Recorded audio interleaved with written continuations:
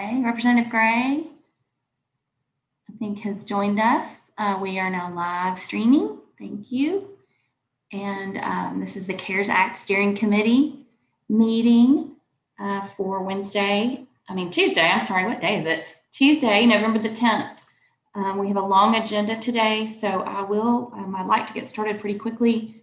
I'm still missing a couple of committee members. So, hi, Secretary Bassett, I'm glad you're here. Jim Hudson, I see you're here. Let me check and see if we have Department of Finance and Administration. Is Secretary Walther on?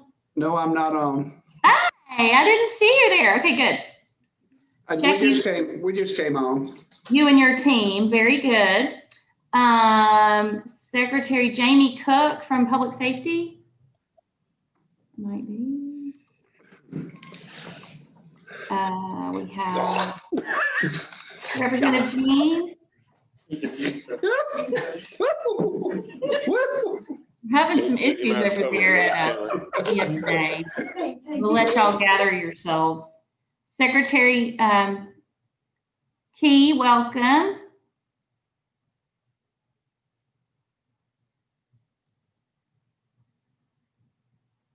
Michelle, great. Did Representative Jean, have you called in?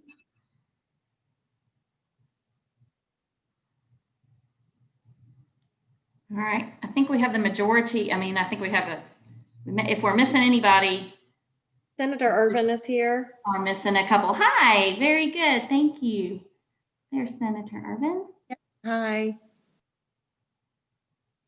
All right, I think we're missing just a couple people. We're missing Secretary Jamie Cook from Public Safety, Representative Jean, Cindy Gillespie, and I know that DHS had their budget hearings today, so they may just be a little bit delayed for that. So I think we can go ahead and get started with our preliminary work. Thank you, Stephanie. Glad to see you. All right, welcome everyone. I sent around the minutes. Oh, good. Secretary Jamie Cook is here. I just didn't see her little box. Thank you. So I sent around the minutes. Has everybody had a chance to review those? Do we have a motion? Any questions? I'll make a motion to approve the minutes. Thank you. Second? Second. Thank you, Secretary Preston. All those in favor of the minutes from October 21st as circulated, please signify by saying aye. Aye. Aye. Thank you. Any opposed? No, good. Okay, we'll move on to our first report is from DFNA. Secretary Walther and your team, if you'll let us know, I think we have the amount, what is available, and then kind of where we stand. And I think you had something to talk about related to pre-approved items. Where we stand and the amount are the same today. We don't have anything in between. $71,686,754.25 is the remaining balance.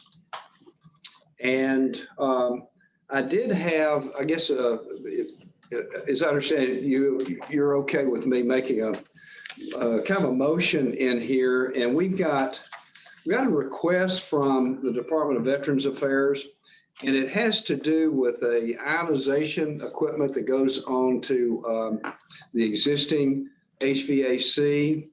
It's very effective in killing virus, mold, spores, bacteria.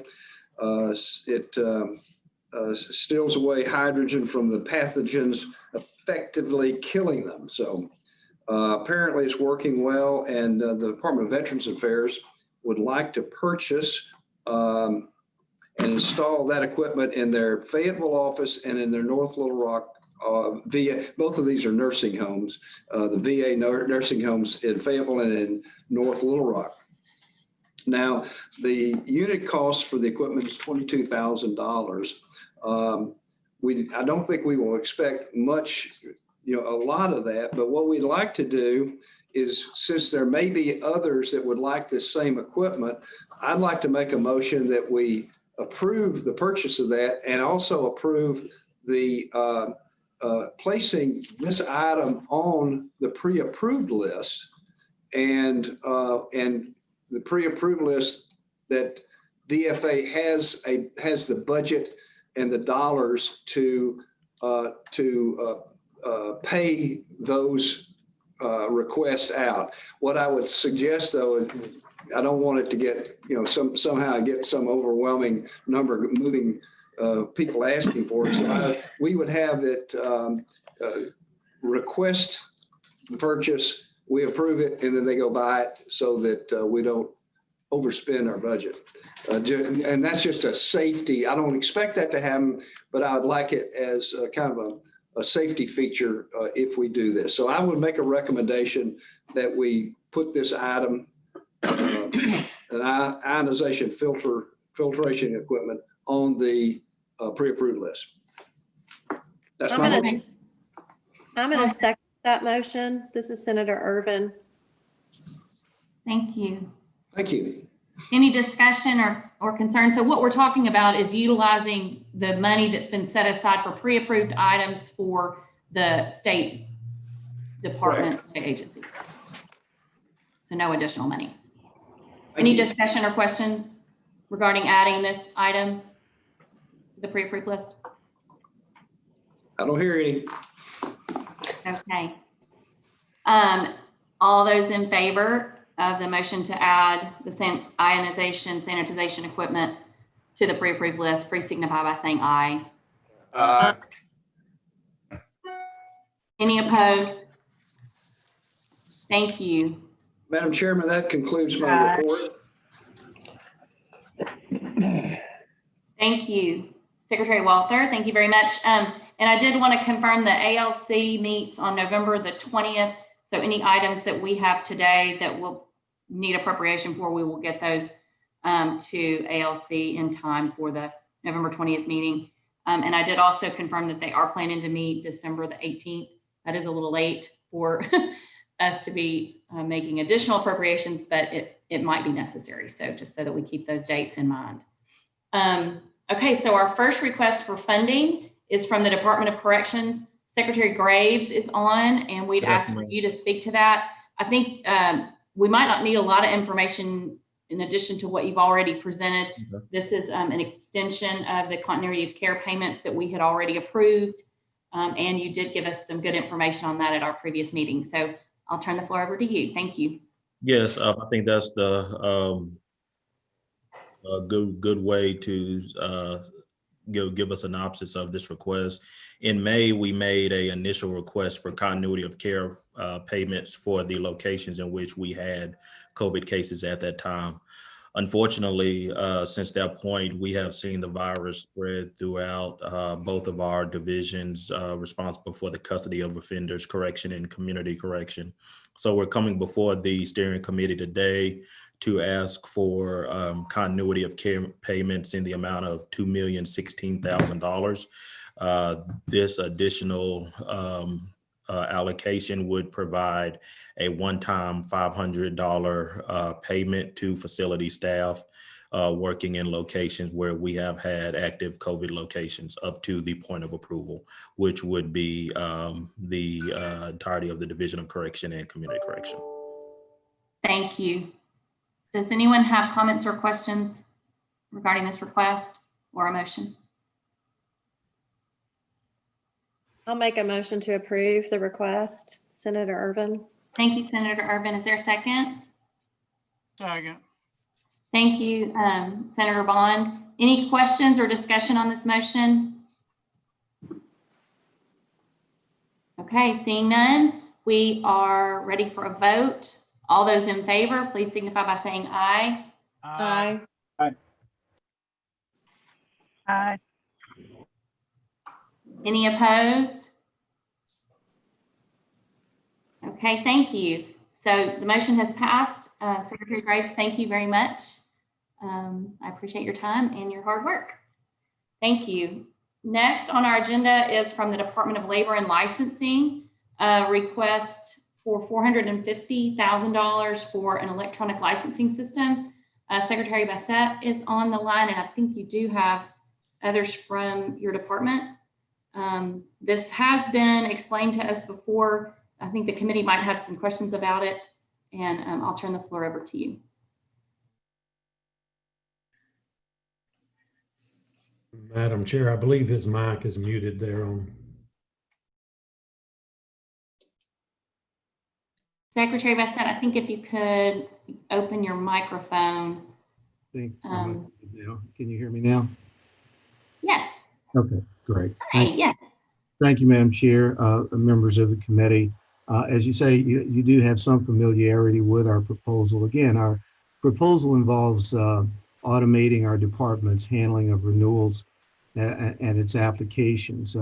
Addressing these issues associated with this current pandemic obviously has been a major focus of our department, as it has obviously been with the other 14 departments. And in that vein, I'll be brief in just a synopsis here. In that vein, though, we have seen an increase of positive exposure cases even within our department. And we've begun to think as a department about how we could change or modify our delivery of services, not only to ensure the safety of our employees, but the public that walks through our doors every day, as well as the people that they return to after having visited our offices, Madam Chairman. We obviously can't address clearly every possibility of virus transmission, but we're moving toward that goal in an incremental fashion, and that's what this proposal essentially is. What that means to us is that we're proposing to onboard those licensing agencies that represent the highest risk of transmission to our staff and to the public. For us, that means the Barbers Board and our Contractors Licensing Board. These two entities impact approximately 21,000 license holders. That's about 4,000 barbers. That's any number of schools, students, and then in addition to that, about 17,000 contractors and businesses.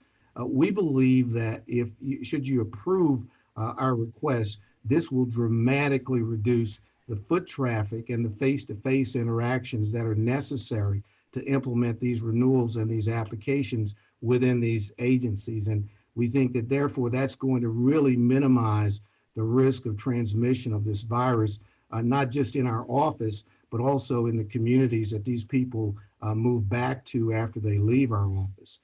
We want to begin to aggressively offer online renewals and applications. Now, as many of you know, online renewals and applications is nothing new in this country, but it is very new to DLL, and I discovered that when we came on as secretary.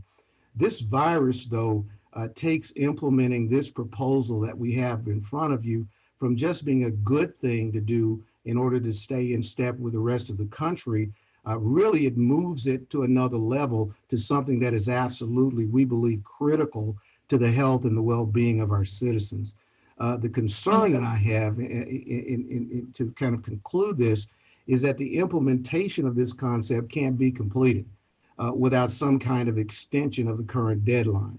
Our projection for completion of this proposal is 12 weeks from start to finish.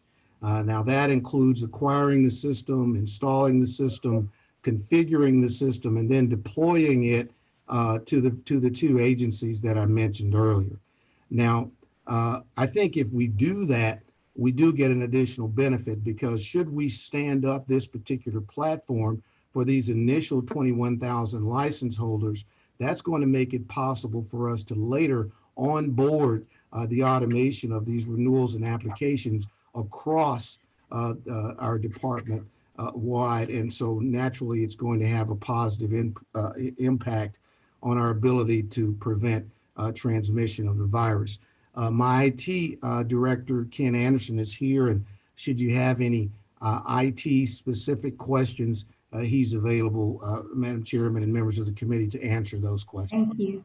Thank you so much. I think this has given us a real good understanding of your proposal. The members of the committee also received some documentation that Secretary Fetcher provided relating to systems like this to assist in electronic licensing. I guess this is one of the considerations. This is going to be a difficult discussion for our committee because right now we don't have an extension of time in which to spend the funds. So right now, it's our time is December the 30th of this year. So if the committee were to desire to have funds set aside for this project, contingent on having an extension, we could potentially do that. We could push this down. I mean, I think I'm just going to kind of lay out a few options. This is similar to the request from public safety, similar type system. You know, potentially we could put this request off until we have additional funds or additional time, or we could do a contingent approval. But I'm just going to throw this out and let you guys discuss it and see what the will of the committee is.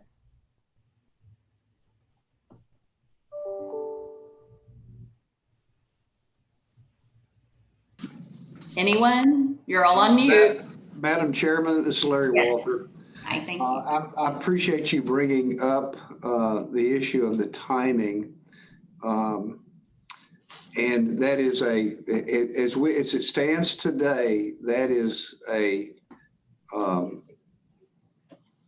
real issue that we need to deal with, obviously. I did talk to French Hill today and asking him if he had any information. He has none. He's still in Little Rock. Will be traveling to Washington, D.C. next week. He feels like he may be able to get a sense of the direction that they will be going, probably toward the middle to the end of next week.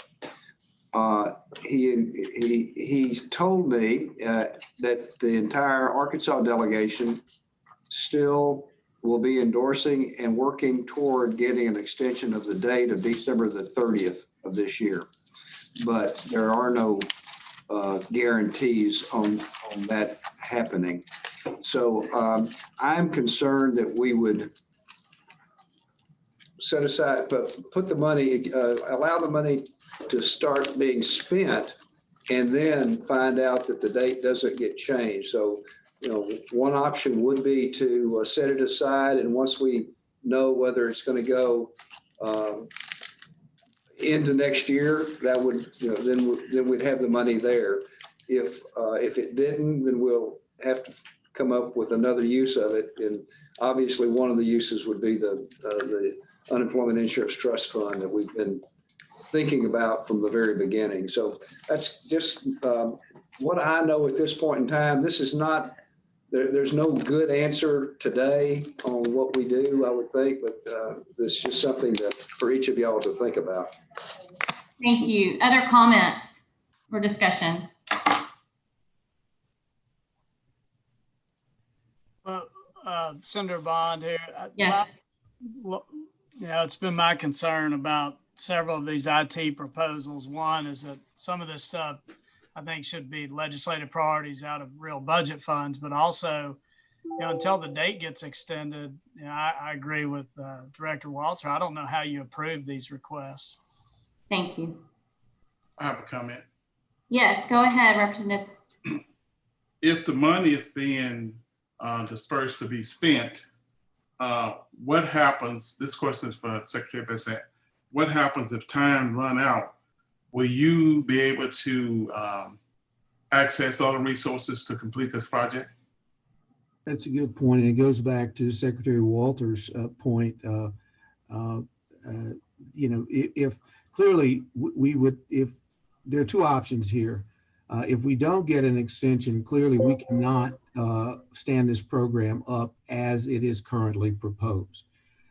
If the deadline is going to be firm, then we have two options. Either we pull this proposal back entirely and wait until next year to try to determine if funds are going to be available, or we resubmit a proposal that significantly downsizes this proposal to serve, instead of the 21,000, serve a portion of these people that are coming through our door. Those are the only options.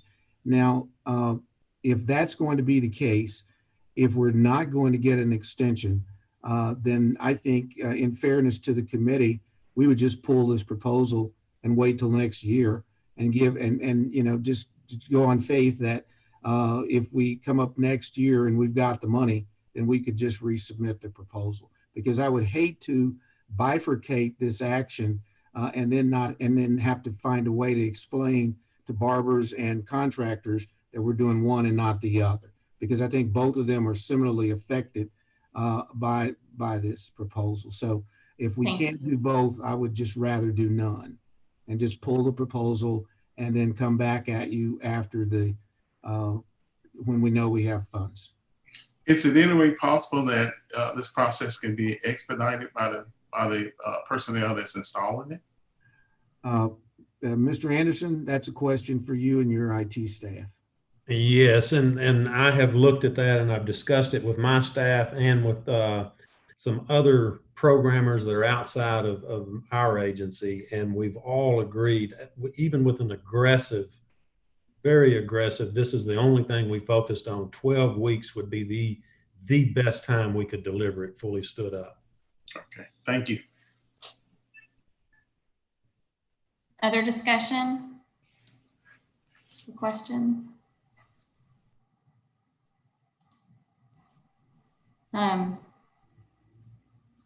I think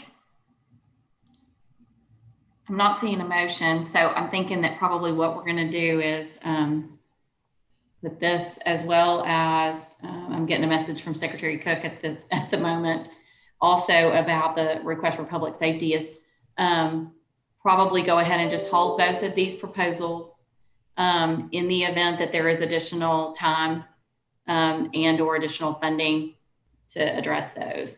So.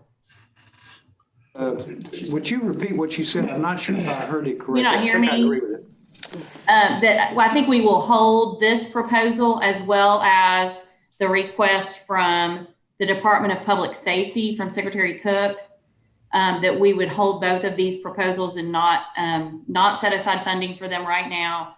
And we will just put these on our list. If there's additional time allowed and additional funding, then we can go back and consider these as a committee at that time. I agree with that. Thank you. Sure. Anybody doesn't have any problem with that, we'll just, that'll be the plan on those. Thank you. And I did hear from Secretary Walther, may not have heard me.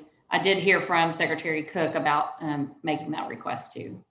So items B and C, we'll just put those on hold. We've discussed them, you've heard about them, and we will move on to the next item. Thank you, Madam Chairman. Appreciate you. Okay, thank you very much. Okay, we've got item D is from the Department of Parks, Heritage, and Tourism. Secretary Stacey Hurst is on regarding a request for $400,000 for funds for a marketing campaign. She can explain this to you, but they'll be in partnership with UAMS and the Department of Health to assist in our fall and winter marketing. Thank you. Thank you, Madam Chair, and thank you, committee, for allowing me to present this to you today. With the rising number of cases of coronavirus, we felt like it was wise to do another statewide public education push to help stop the spread. We have very powerful partners. This would be a collaboration between the Arkansas Department of Health, the UAMS, and the Economic Recovery Task Force. So we are proposing a $400,000 request from the CARES Committee funding that will be combined with an additional $200,000 in funding from the Department of Health. And we would do a statewide blitz. We would engage a more creative message, more personal message, hopefully that will have the greatest impact for behavioral change. We've already talked with health and UAMS both about what that might look like.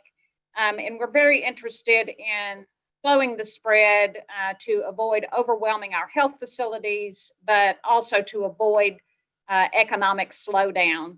So that is my request. I am happy to answer any questions. I do want to note that we would like to, in addition to our partners, health and UAMS, we want to engage some private sector partners as well, like chambers of commerce, like the Northwest Arkansas Council, Main Streets, Minority Outreach, and really make a really good push going into the winter to stop the spread of COVID. I'm happy to answer any questions. Thank you. Yes, Senator Irvin has a question. Yes, I just want to quickly just, I appreciate the effort and really just more of an inputs. I would love for, I think personal is a good thing. But the messages to me need to really be about people taking personal responsibility and staying home and to contact on their own the people that they may have come in contact with. So, and I just want to bring this up publicly just because I think it's so important. There is science out there and we need to follow the science, but there's science out there. And although it's not pretty to talk about, but there is oral fecal transmission beyond your 14 days of quarantine. And you are actually shedding the virus and the Department of Health can talk about this, but I've read a lot about this. And so I would just encourage to make sure that our messaging is really on target about what's happening and why it's happening and how it's happening in a way that people can understand, that they need to take personal responsibility for their health and their safety, as well as for others, and the steps that they need to do. The other thing is, I think, I'm not sure if this is happening, but people that have public facilities, whether it's restaurants or wherever, I don't want to put more on people, but because of that science and that data and that transmission, I really want to make sure that we're doing everything we can to make sure people are cleaning bathrooms as often and as regular as possible. And that might be a question for the Department of Health and not appropriate for this task force. But you brought it up, so and I agree with your request. And then the last thing I would just say for input purposes is, I think you should really put survivors in this and really make it a message too of people that survive this and make that personal too. So I just, after going through this and after, having COVID and having it be, something that I unfortunately transmitted to people that I love, I really want to make sure that we're real focused about the messaging and to make it sure that people understand clearly how the best way to do this is and how to prevent the spread of it. So thank you for the allowance thank you for allowing me to say that. Thank you. Thank you. Thank you, Senator Irvin. Does anyone have any comments or questions for Secretary Hurst? Just one comment, I guess, and question is, I think over at the legislature, I know it said you didn't need additional appropriation, but there may be a question about, have we spent all our marketing money that have been allocated to the Department of Health and others already? Where are we spend-wise on what? So the Economic Recovery Task Force secured $650,000 early in the pandemic, and that was run through the Department of Parks, Heritage, and Tourism, and we have spent all of that. We stood up a website and we have done a statewide campaign. Health does have some additional money. We're going to tap into some of that additional money that they have. And UAMS, to my knowledge, does not have money specific for this purpose, which is that collaborative push related to not just health, but economic recovery and a more emotional message. So we have expended the funding that we have available for this purpose, Senator Bond, to my knowledge. Except, I'm sorry, health does have some additional money, but we're going to use some of that. Thank you. I make a motion to approve. Thank you, Secretary Preston. Second? I'll second. Thank you, Senator Irvin. Okay, are we ready to vote? I want to make sure I can hear y'all. Some of y'all are doing thumbs up, which that works for me too. So all those in favor, please signify by saying aye or show me your thumbs up. Aye. Aye. Aye. Aye. Thank you. Any opposed? Thank you. Okay, the motion has passed. Thank you very much, Secretary Hurst. And you have another request Again, not ask, well, this one doesn't ask for additional funding and it won't require necessarily appropriation, I don't think. Go ahead and tell us about this request. And if I can help, I will. Go ahead. Great, thank you. So this request is for the CARES Committee to consider a potential reallocation of unspent funding that was set aside for cities and counties. And as you all know, there have been many calls for funding for essentially governmental destination management organizations like convention and visitors bureaus, the Simmons Bank Arena, and to some extent, advertising and promotion commission bodies. So we are proposing a $10 million cap, should it be available, be made available to reallocate to A&Ps, convention and visitors bureaus, and public convention and concert facilities. There would be, by our count, a maximum of 40 entities that would be eligible for this grant. I anticipate that there would not be but probably 25 or less that would actually have eligible expenses that they could claim reimbursement for. This would be run through our partners at DFNA. We would use the city-county model, perhaps some variation from that. We have already talked to CTEC and they think that this is doable. And essentially, we would have to wait and see if there is money available at the end of the city-county claim period, which as I understand it is December 15th. But then we would be able to quickly pivot and reallocate money to A&P, CDBs, and public facilities. So I'm happy to answer any questions, but basically that's the framework. Thank you. The initial, our agenda listed an initial request of at least $5 million in funds that would be turned back, that would be utilized. And Secretary Hurst has reviewed that and believes the additional up to 10 million would allow for all 40 entities to participate. Whereas I think initially they were just looking at a smaller number of about 17 that actually had the conventions and visitors bureau centers. So that was one of the changes that you guys might have a question about. And again, this would be from turnback funds. And I think you've mentioned this, Secretary Hurst, but one thing that I thought was real important is that what they're going to do is allow if this is approved, the entities that can benefit from it will be able to go ahead and start making those requests so that the department can start working on figuring out how much they're going to need and how much there's going to be. And then when the dollars are available from the cities and counties, it would just go straight through and it would be paid out by the cities and counties because they are already set up to receive funding through the cities and counties, and that because these are governmental entities. I hope I didn't butcher that, but. Madam Chairman, this is Yes, Larry Walther. I would like to move for the approval of Secretary Hurst's proposal. And this is Senator Irvin, and I would like to second it. And I appreciate that we raised that from 5 to 10 million, because I think after I did some research on my own, it looked like that 5 million probably wasn't going to be enough and would say that, not make it part of the motion. I second Larry Walther's motion, but I would like to say that if we could just kind of get an update, future CARES meeting. Thank you. An update from the cities and counties or an update from Secretary Hurst on this proposal?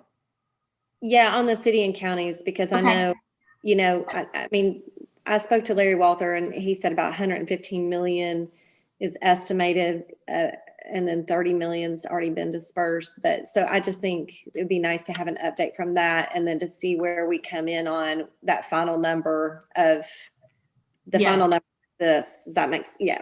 Yes. Thank you.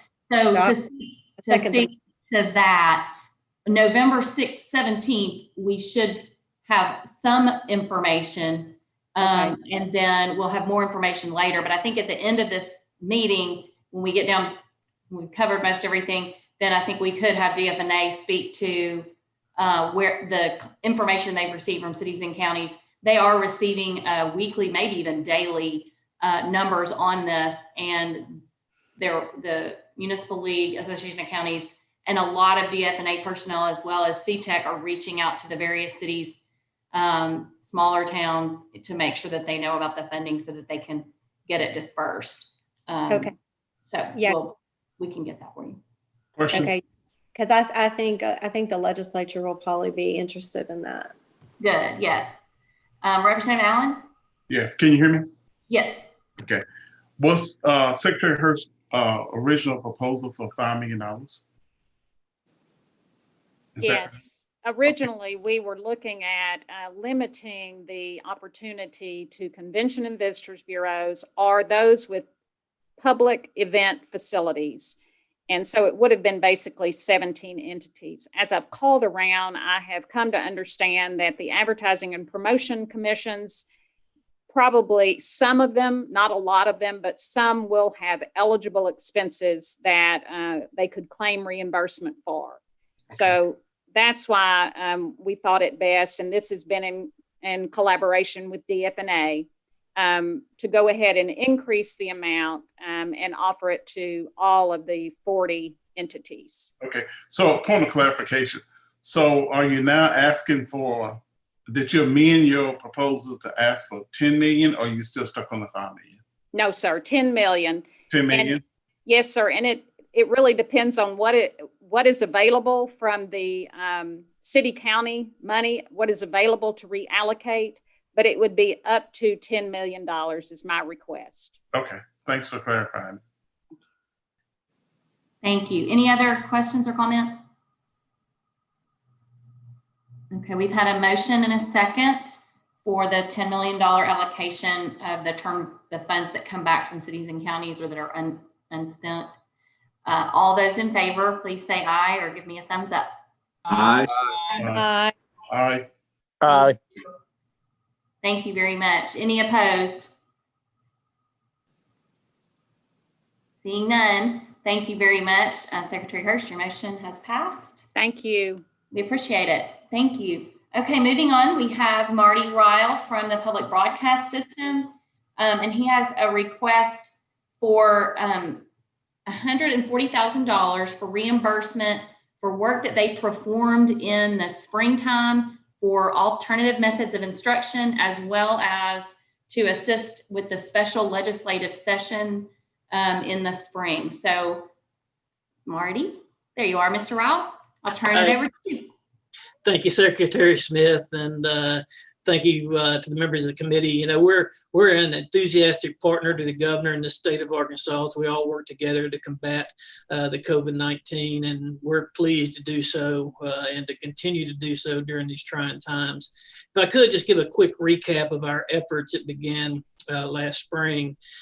We partnered with the Department of Education back in March.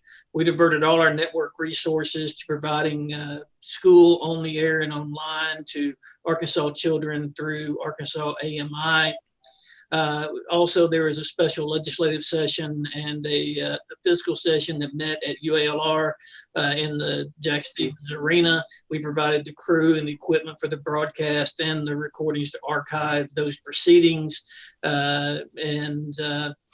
We provided, of course, targeted public affairs and productions to raise awareness, which this required some specialized equipment to enable us to do that and operate within the guidelines that are recommended by the State Department of Health, the CDC. So we've submitted some of our costs for reimbursement. We know the CARES Act dollars are precious and limited, but you know, a reimbursement of a portion of our costs will help us continue to work outside the lines of our normal workflow during these trying times. We appreciate your consideration, and I'll do my best to answer any questions if you have any. Madam Chair, motion at the appropriate time. And Marty, thank you for all you do. I have had a couple opportunities to visit with you, and I'm very impressed with the work that you all are doing. Thank you, sir. Thank you, Representative Allen. We have a motion from Representative Allen. Is there a second or questions? second it. Thank you. Second from Secretary Key. Any questions or comments? I can't see anybody. If you speak up, if you are needing something. Madam Secretary, Yes. we haven't voted on the PBS one yet, have we? No, we're talking about that right now. It's a request for $140,000 reimbursement, and I'm pretty sure I put in a document. There were a lot of documents. Well, I just got handed to me from Paul Lothian and the accounting team that the motion needs to be for $142,733.29. Uh-oh. Okay, 142,000. 733.29. Thank you very much. Okay, so I guess that is a request to amend the motion that's been made by Representative Allen. Yes, it is. That's my motion. That is your motion, $142,733.29. Okay. Thank you. I appreciate that clarification. Any questions or additional information? Okay. All those in favor, please say aye. Aye. Aye. Aye. Aye. Thank you. Any opposed? Okay, seeing none, your motion has passed. Thank you very much, Representative Allen and Mr. Ryle, Secretary Key. Keep up the good work. Thank you, Appreciate committee. Thank you taking care very of much. it. Okay, moving on to Department of Commerce, Secretary Preston. And I will acknowledge, I do see Secretary Cindy Gillespie has joined us, so I appreciate that. Go ahead, Secretary Preston, and tell us about the request for the Unemployment Trust Fund. And committee, I did attach a document to the agenda, to our meeting invitation. So hopefully y'all did see that proposal and that request. So I'll turn it over. Thank you, Madam Chair. Appreciate it and appreciate the time, committee, and your further consideration to support businesses in Arkansas by supporting the Unemployment Insurance Trust Fund. So as you all recall, back in September, we did the transfer $165 million to offset the stabilization tax rate that kept the trust fund above the level that we needed it to. Fast forward to where we are now, and this actually started a few weeks ago, and a lot of credit to Senator Irvin and Representative Ladyman on public health, who brought some businesses before their committee to talk about their experience with the UI. And it was about the time that charges were going out, or statements were going out for yearly charge claims.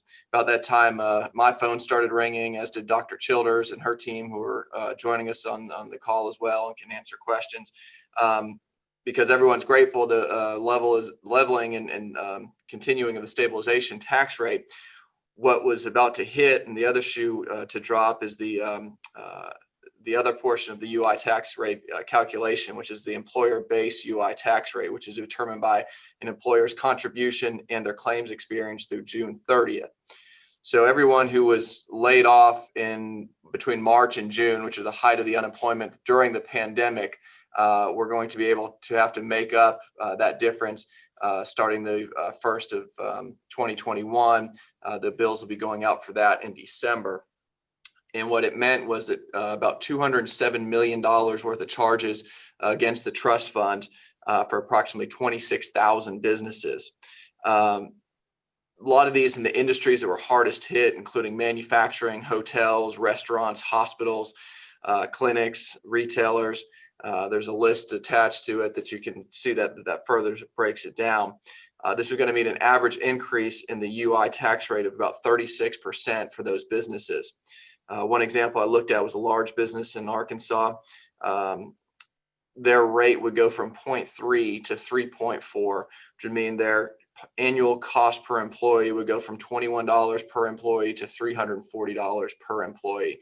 This is a significant hit for any business at any time, but certainly at a moment when we're trying to rebuild from the pandemic and hire people back and encourage businesses to hire. Didn't want to make it more burdensome. So to summarize what we wanted to troubleshoot this and figure out how we could alleviate that concern. a lot of states, we looked at what they were doing. Other states have the ability statutorily to issue a non-charge for a quarter. That means that no businesses would have to make up what was claimed during that quarter. We do not have that ability statutorily in Arkansas. So we looked at an executive order as another option. That would work for a temporary fix, but whenever the emergency is over, the executive order ends, then the rates would increase and it'll be again back on those businesses to make up the difference. What we could do is administratively, because that 165 we've already transferred into the trust fund, we can administratively classify that as a voluntary contribution to cover the charges for that quarter. What that would mean, though, if we wanted to wipe out that entire quarter of charges for the height of that pandemic, we would need another $50 million from CARES Fund, which is the request in front of the committee today, to bring that up to cover all those charges. And that would allow for anyone that, again, who had charges during that second quarter not to be impacted. What we've seen since then, that approximately $210 million for Q2 was really the height. With people going back to work and coming off a UI, for Q3 of this year, it dropped to $90 million. Q3 of next year won't be calculated into the tax rate until this time next year. So we have time in the legislative session to work on an administrative fix that would allow us to, statutorily have the ability to do it. And we'll work with the legislature on doing that, and have already had, initial conversation with Senator Ervin and her committee yesterday about what that would look like, and we'll frame that up. But we're here today with another request to transfer $50 million into the UI trust fund to cover that second quarter. And this will really be a big help to over 26,000 businesses in the state of Arkansas, all shapes and sizes of these businesses, and really be impactful to them as they look to rehire at this time. So with that, Madam Chair, happy to answer any questions. And I have a lot of folks from the Department of Workforce Services who know the ins and outs of this, that they can answer some questions as well. Thank you so much. Question. This is Senator Ervin. Go ahead. Thank you. I just want to speak to this, and I want to make a motion to approve this request.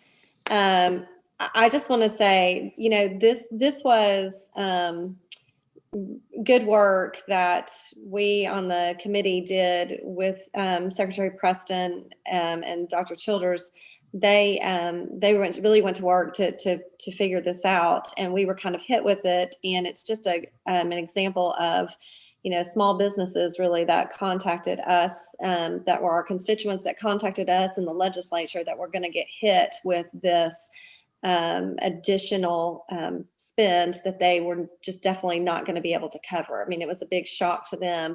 And so we held those committee meetings on this issue, and then they went to work to create the solution. And this is a huge impact for the state of Arkansas, for those 26,000 businesses, because they are, in most cases, they are either still behind or they are catching up.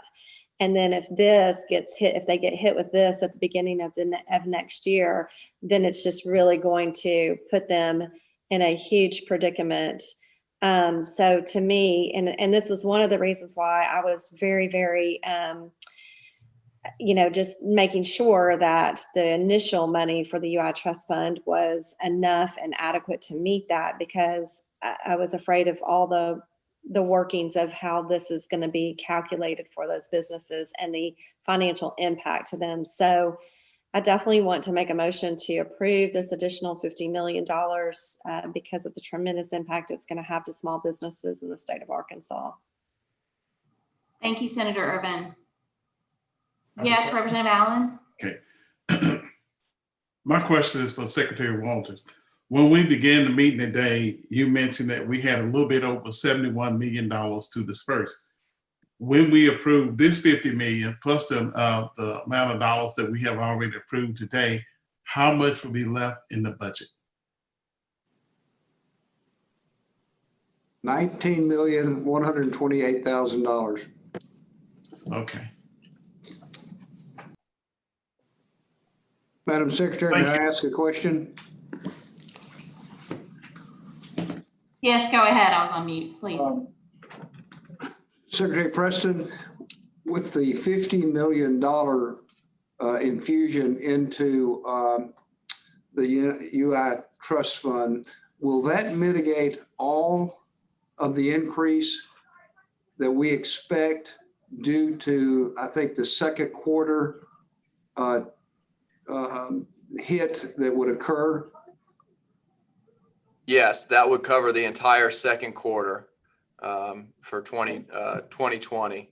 Okay, thank you. So, Any other questions? Oh, go ahead, Senator Bond. Secretary Preston, so your letter mentions the idea that some states have the ability to waive, put in a non-charge for a quarter, and there could be an executive order. And you and I talked about this a couple of weeks ago, and I'm still unclear as to why we don't do something like that. 26 states have done a non-charge, and Arizona used an executive order. It just seems to me the governor could enter an executive order saying he's going to have a non-charge, and then the legislature is going to be in session January the 11th. They could give you the statutory fix. Some states have in their statutory scheme that they get a non-charge if there's this type of pandemic. And so it was real easy for them. But it looks like to me, you explained to me why this isn't sort of self-imposed additional spending that could be fixed during the session with a statutory change, and until we get there with an executive order from the governor. Why can't we do it that way? Well, I think the businesses would certainly would want the certainty going in. There's no certainty that, going into legislative session that they would make that fix or that correction. Additionally, if we, waive the issue a non-charge, it doesn't help the issue that there's not going to be the funds replenished into the trust fund. At some point, then, we're kind of just kicking the can down the road and asking, businesses later in the future to make that up if we want to stay above the, the current thresholds that we have in place. So by doing this, because we have the CARES funds in there, we have the 165 we've already done, that would, satisfy that need for that second quarter, and then give us the ability to look at an administrative fix should, the pandemic continue on for much longer, or it gets worse, or we need to address Q3. This at least gives us some cushion in that trust fund, so we're not, businesses would be, would read into that if we just did an executive order and then hope the legislature changed it. I don't see the legislature, coming in and putting $210 million into the trust fund to level the balance. This would be our opportunity to correct it and then move on and be able to have a fix for it's a little bit longer term in session rather than just a quick temporary Band-Aid for it. Well, let me follow up with another question. So that's what it seems to me there's no reason we couldn't do it that way legally with an executive order and a statutory change. And just as a reminder to the committee, the unemployment trust fund was at $625 million when we put in $165 million the last time around. And so we don't have the same issue that other states do with their trust funds being at zero. I just think we're using money that may be needed for vaccine delivery, which we haven't talked about again, for teachers or senior centers or things that this money can be used for. The governor announced today we have a $240 million surplus that he's allocating in different manners. It just seems to me like 26 other states have done. We should do it that way, as opposed to coming up with this new version, or this way of doing it. The Tax Foundation on their website, I don't know if that's the group that was involved in our tax committee or not. There's 6 states listed as having specifically said, based on current law, employers will be charged for layoffs despite extenuating circumstances, whereas 26 have used this non-charge procedure or executive order. So I just don't understand why we don't do it that way. I think we should do it that way. I agree, employers should not be punished, but I just don't think this is the way to do it. Thank you, Senator Bond. Any other questions or comments? I would second the motion. Thank you, Secretary Walther. Any further discussion on the motion to approve the request from Department of Commerce for $50 million?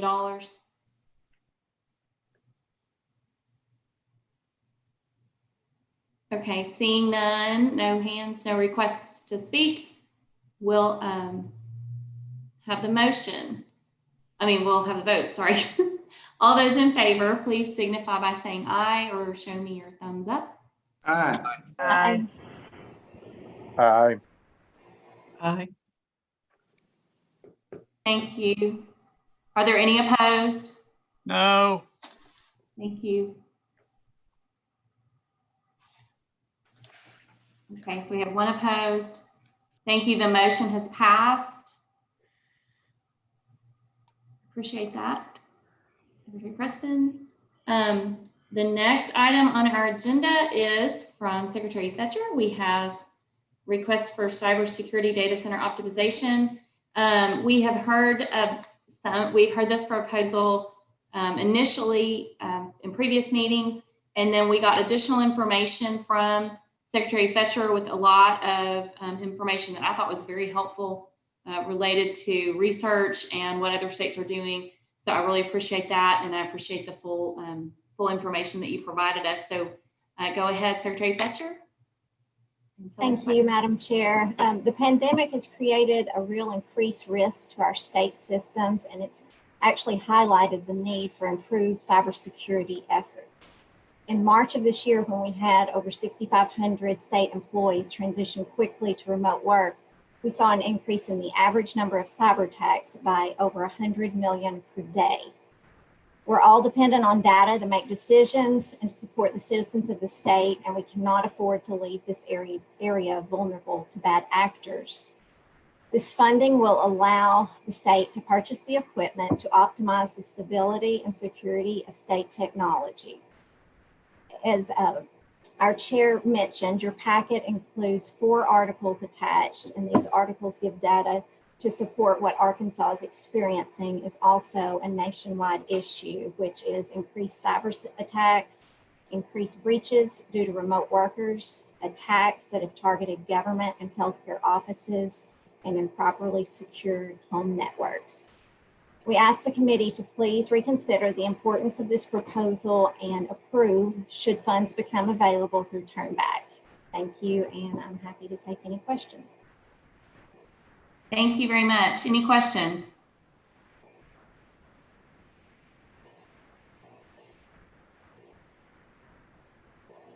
I have a question. Go ahead, Representative Allen. Okay. Just a few minutes ago, we had a couple of agencies that came in front of the CARES committee, want money for security. Is it possible that we can spend this $33 million before the end of December? Once it goes in front of council, it would only give us a short, it will only give the secretary a short period of time to spend the money. So if time runs out, how does this work? Because we're talking about spending $33 million in less than a month. We could certainly try, Representative Allen. It does depend on when the funding comes through, and it would be a very close timeline, but we would certainly try. So will you all have to put this out on bid or what? How would you do this? Explain to me how this process works, because it's my understanding that anything over X amount of dollars must be put out on bids. So I'm not trying to diminish the effectiveness of what you're trying to do, but I just need you to clarify to me and help me have a better understanding of how you expect to get this done. So it would be purchased through a cooperative contract, and the cooperative contract has already been bid by another state. In this case, the state of Texas has a IT cooperative. So it would be purchased through that. So you would not, it would be quicker than the normal procurement process. So when you, the way you are proposing to do it, so you're going to take separate components and bring those components together. Am I correct? Or you have one company that can provide everything? there is no one company that can provide all of this equipment. Okay. So you're gonna have to depend on separate entities to get this done. There would be separate vendors, yes, sir. Okay, separate vendors. Okay. I'm gonna pass for right now. Thank you for answering my questions. Thank you. Does anyone else have questions? Senator Bond? Well, we don't have $33 million left. Isn't that right? And I mean, I expressed my sort of, arguments about this proposal. I think we're using the pandemic as an opportunity to improve our IT infrastructure that the executive branch and the legislature needs to make a priority, and we know this material, or these, at least my understanding of the equipment's not going to be put in use by the end of the year. It may be 6 months was the testimony last time. So, and we don't even have $33 million. And I'll raise again, we haven't funded a vaccine delivery program yet, is my understanding. So I don't understand how we pass it.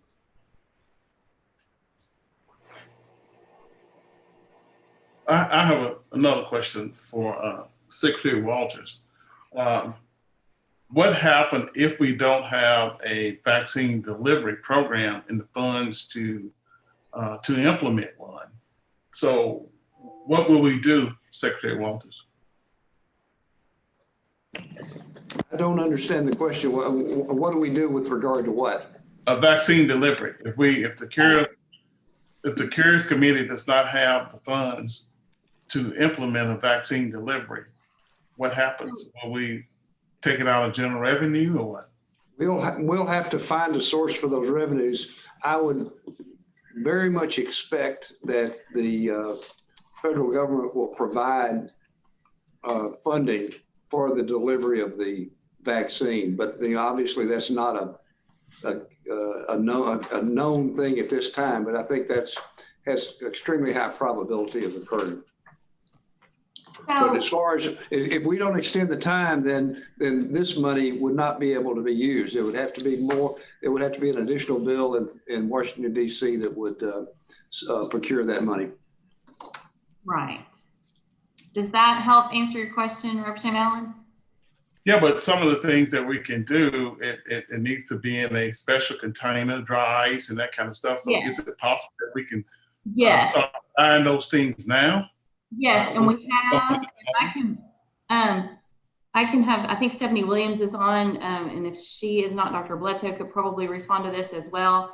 There are a number of steps that have already been taken by the Department of Health to ensure that the state is ready to receive the vaccinations as soon as those vaccinations are available. They've been in contact with hospitals across the state, and they have the appropriate equipment there at the Department of Health. Also, we have allocated funds to the Department of Health through the CARES Act. And when we talked about additional funds potentially for the vaccine, it's my understanding that the Department of Health can utilize funds that have been allocated to them.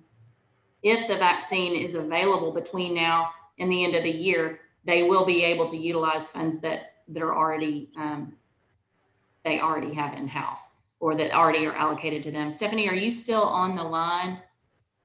Did you want to speak to that further? Or Dr. Bledsoe? Hey, this is Greg Bledsoe. I'll just say that Stephanie would have all the details on that, but that is correct. Secretary Smith, the Department of Health has been working on a plan for distribution of the vaccine.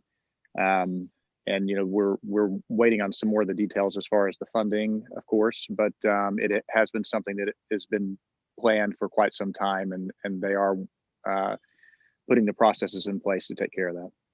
Thank you. So we're kind of getting far afield from the motion is from. Let me follow up on one thing. And go ahead. Just on that point, and Ms. Williams was kind enough to sit down with a couple of us over the vaccine delivery issue. My recollection is the initial Department of Health proposal for vaccine delivery was $30 million. My understanding from subsequent discussions was they thought they might only need 17 or half of that. And so when I mentioned we hadn't funded it, that's my understanding is that there would be an additional ask. Now, that might not come before the end of the year. And maybe that's been clarified that they don't have that additional ask, but we're down to what, 22 million bucks or whatever it is. So it seems like we ought to hold for a few weeks at least, to me. Of course, I have a proposal down on the list myself, but I don't know how we go forward and fund this cybersecurity at this point. One comment in reference to the proposal. Unless you have a solid tech foundation, there's a strong possibility that it's going to exceed $33 million. Is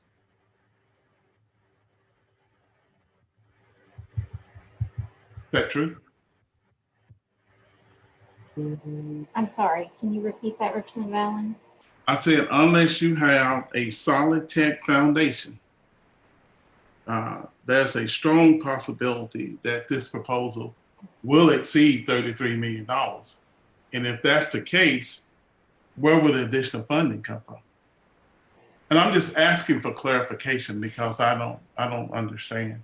Right. I don't understand. We could get the equipment through this step of the funding, and then we will go forward with the next steps of the total optimization of the data center. Okay. Secretary Smith, can I ask a question for Secretary Walters? Please do. Go ahead, Secretary. So, Larry, Secretary Fetcher's motion or request said it's contingent upon sufficient funds being returned. How would that work? I mean, are we talking that it would be partially funded if money came in less than the 33.5 million, or do you have any idea how that would work? Well, all I can interpret in that would be that we do believe there will be money that will not be spent on the projects that already have been approved. And I don't know how much that is. There's a significant amount that is still being retained at DFA, $412 million to date. So one would expect we only have, what, about seven weeks left in this year. And so we're going to have to get in gear in order to get that money spent. So there would be money available for a project. Now, the thing that concerns me at that point, the money may be there, but if it can't be spent this year, I think and we don't get an extension of the date, we have a serious problem. I guess my question is how can we spend money that's not returned to us yet? So you're saying that the money is going to come in. We don't know exactly how much money is going to actually be returned to the CARES committee. So how can we approve this not knowing how much money is going to be returned? So my thought process on that is that we have an idea of a number of funds that will be coming back potentially related. We've gotten some discussion with Commerce related to some of the broadband funds. There's potential now with the cities and counties. Luckily, we have this other proposal from Parks and Tourism so that they may be able to utilize that funding. So what my thought was about this is, first of all, we don't want to turn back any funds to the federal government. We want to be able to have all of the funds that we receive come into the state of Arkansas to assist the state. And so I would like for us as a committee to consider potentially contingent allocations of the money, so that what we would do would say, we want to fund this contingent on money coming back in the amount of X. So you said that you have an idea of how much is coming back. Can you share that with us? Well, I mean, last I heard, Mike, Secretary Preston, I had thought that it was about 20 million related to broadband if we don't get an extension. So with 20 million from broadband, potentially some money from the money that's available. And then if there's other funds. So right now we only have like 19 million that has not been spent. So if the 20 million comes back from the broadband, that's 39. That'll give her enough money to fund the project. But all these other proposals on the table would probably be voided because there are no funds available to be allocated to fund these particular grants. I mean, particular proposals. This is Senator Irvin, if I could speak. Yeah, go ahead, Senator Irvin, and then I have Cindy Gillespie's got a question as well. Go ahead, Senator. I just share my thoughts. It may not be a question, but it's just I am uncomfortable with deficit spending. And I think that's what this would become if we allocate things contingent on the fact that we might get returned money. I'm really uncomfortable with that because I don't think that we should be deficit spending. And then my second concern is the same as Larry Walters, is being able to spend that money by the end of the year. It may be obligated, but again, we've kind of had we've had a priority on the fact that you need to spend this money with goods in hand before the end of the year. So, at the point where we have those monies returned, perhaps we need to set a date and we need to say, okay, this is the deadline, and the monies that haven't been spent by this date, which is going to have to be the end of the year, then this committee can kind of come back and see what that pot of money looks like and see what other outstanding proposals have been out there or are out there, and to see then what we want to do with that money that comes back to us. That's how I feel more comfortable, because I hear the concerns about this, and I think that's where I feel a little more comfortable. Thank you.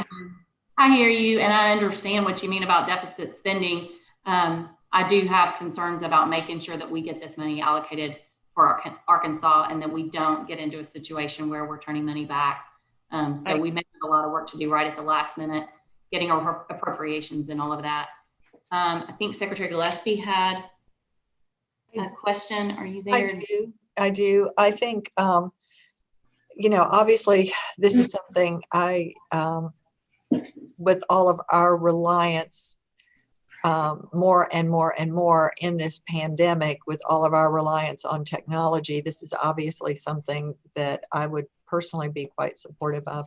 I think the question I had for Secretary Fetcher is how you talked a little bit about the contracting process that you're going to use. Could you just talk for a moment more about that? Because it sounds like what you're going to have set up is something where y'all have worked your way all the way through essentially what I would say would be the paperwork in the process, so that the moment money's released, you can move rapidly and be able to expend it, which is part of what Secretary Smith is saying, is having some things that we have ready to where the money can be spent and just not lost. Do you mind talking a bit more about that? Sure. Thank you, Secretary Gillespie. We do, and included in your proposal is the build of materials of what we would be ordering.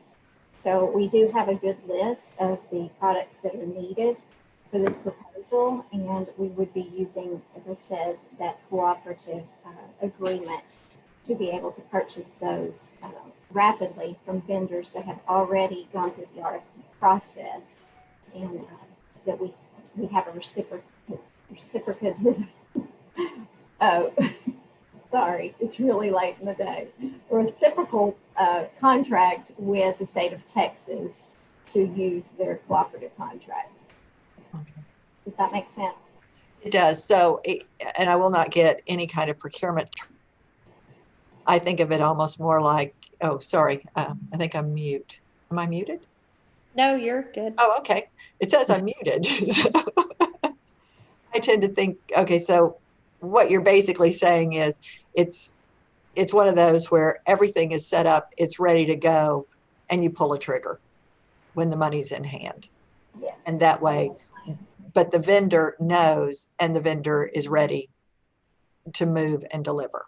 It's not, even though it's contingent, we're not obligated until that moment, which is important, but at the same time, the vendor is ready to go. Is essentially what you're saying to us. There are several vendors that would be ready to offer the product Great. at the prices in the cooperative agreement. Yes. Okay. So do we have, I don't think we've had a motion. I think we've had a lot of discussion, a lot of questions. Madam Chair, I would make a motion to approve Secretary Fetcher's request. Thank you, Secretary Preston. And I'll second it as a contingent for when money returns.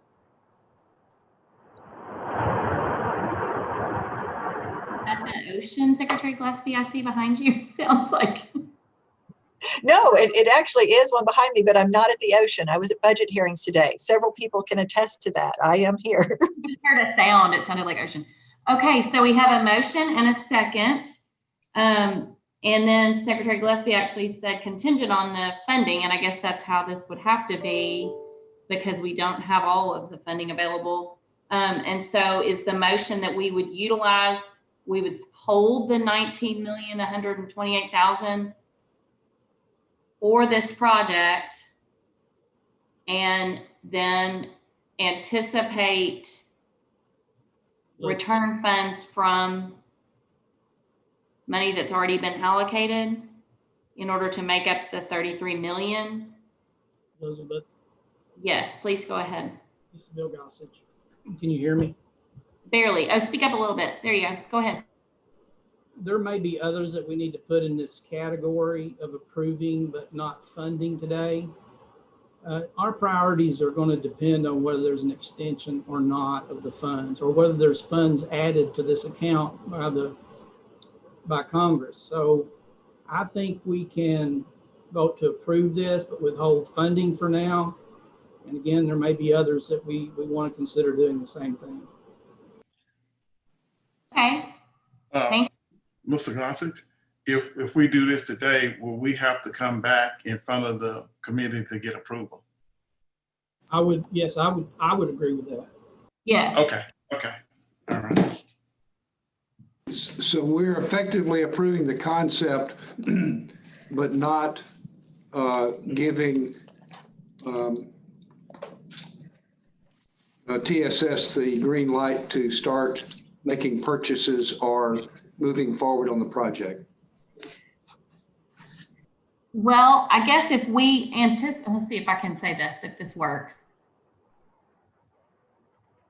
If the committee approves the idea without the funding, then would that allow Secretary Fetcher to go ahead and begin to work, but not expend funds, not contract funds, but at least make plans, or no?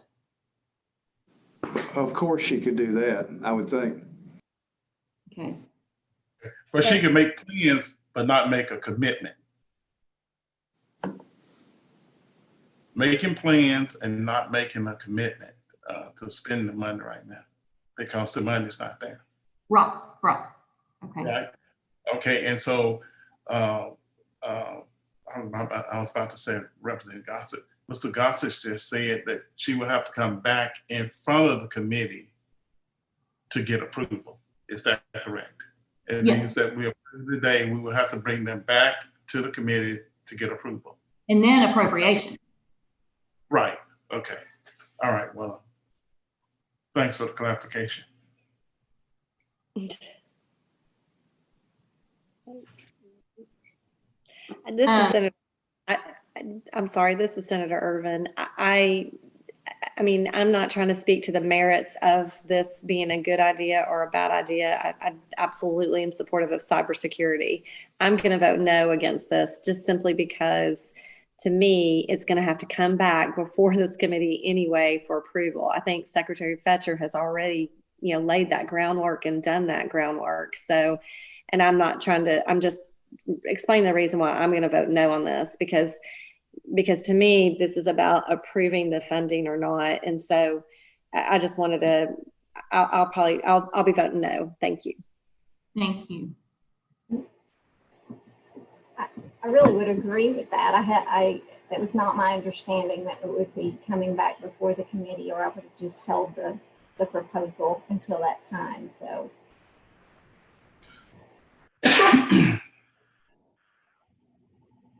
Okay, sorry. I feel like we're kind of off the rails with I think we've got such a small amount of funding left and we don't know where we're going to be.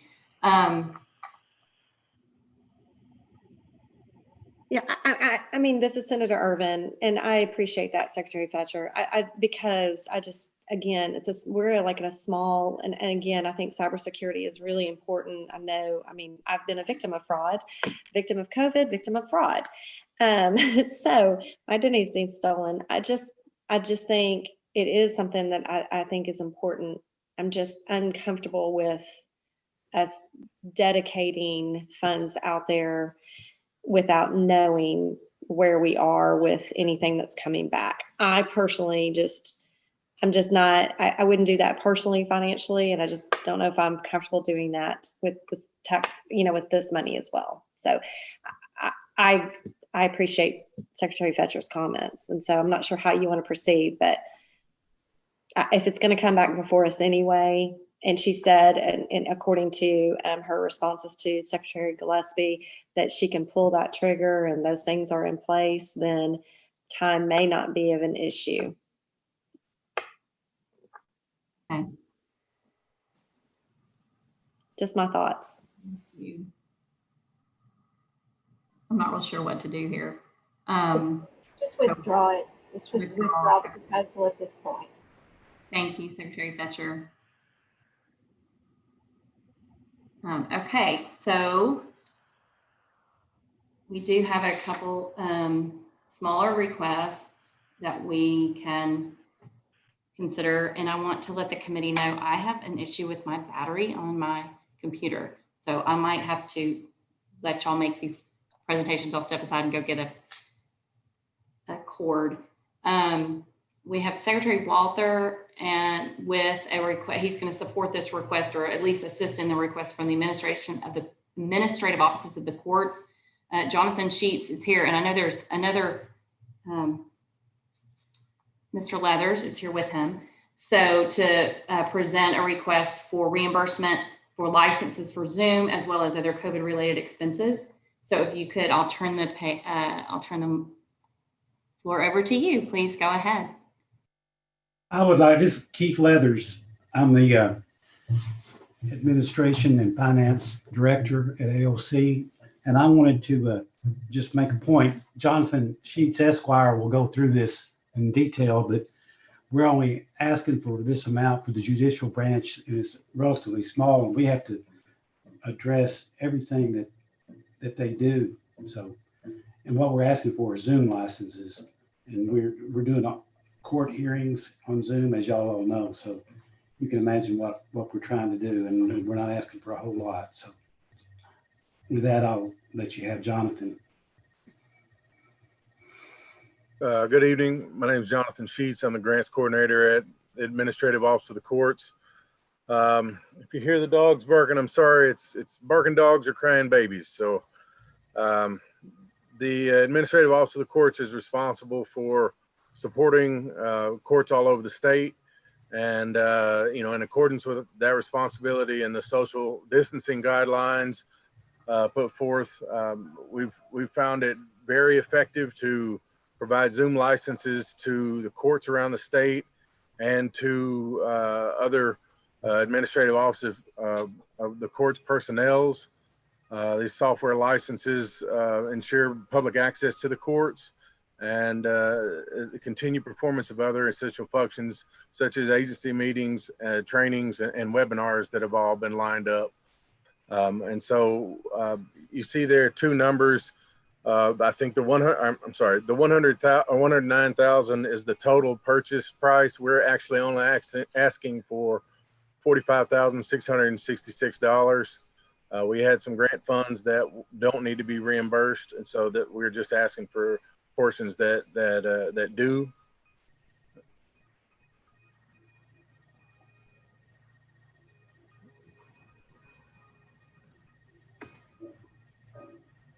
I'm happy to answer some questions about that specific expenditure if there are any.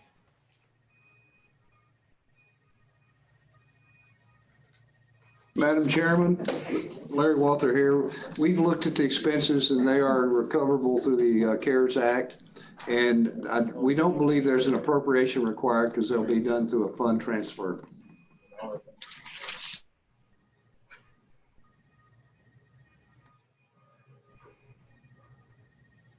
Okay, so, sorry, I had to step away for a second.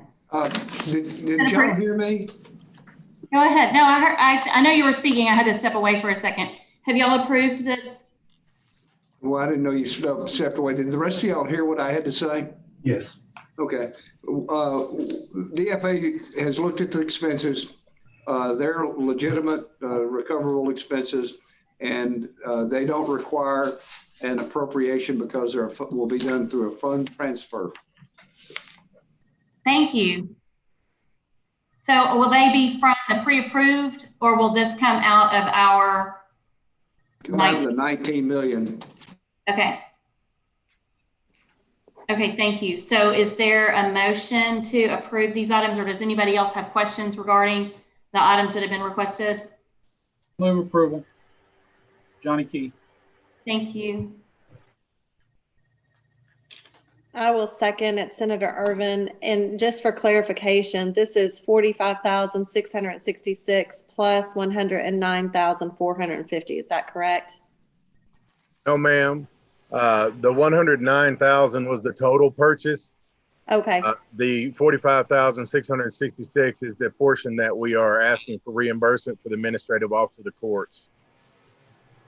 Okay, so the motion is for 45,666. Yes, ma'am. Oh, Okay. good. Okay, thank you. I'm sorry, I misunderstood. Okay, Great. that's clear. Thank you. Thank you very much. Any questions or discussion on the motion? All those in favor, please signify by saying aye. Aye. Aye. Aye. Is there any opposed? Okay, seeing none, your motion is approved. Thank you so much, Mr. Leathers, Mr. Sheets, and Secretary. Secretary Smith, if I may add, is this a good time to bring up the Supreme Court's request under the same heading? I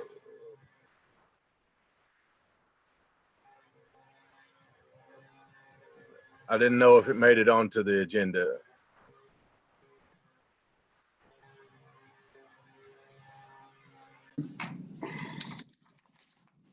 Secretary Smith, do we have a request from the Supreme Court? Because I've not seen one.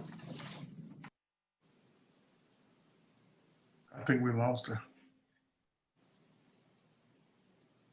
No, Secretary Smith. Over her battery was. I guess she's left us. She just said that her battery has died. Is Secretary Bledsoe or Greg, are you still on? I'm here. As Vice Chair, why don't you take over chair until we can get her back? Okay. Yeah. I don't see that request on there related to the courts, Jonathan. So I don't see it on the agenda. So I don't think we would be appropriate to take it this time.